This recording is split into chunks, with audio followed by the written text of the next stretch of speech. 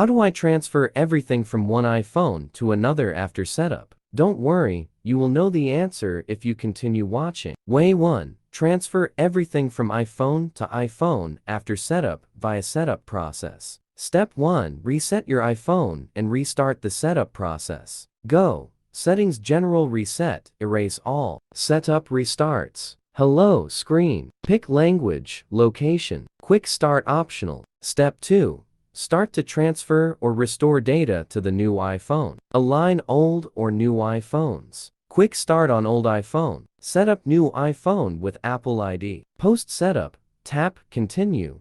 Heed prompts. Opt Download from iCloud for restore or transfer data from iPhone to migrate. If your old iPhone is not at hand, pick Setup manually. Connect Wi-Fi Setup Face ID or Touch ID Create Password. On App and Data screen, pick Restore from iCloud Backup or Restore from Mac or PC as needed.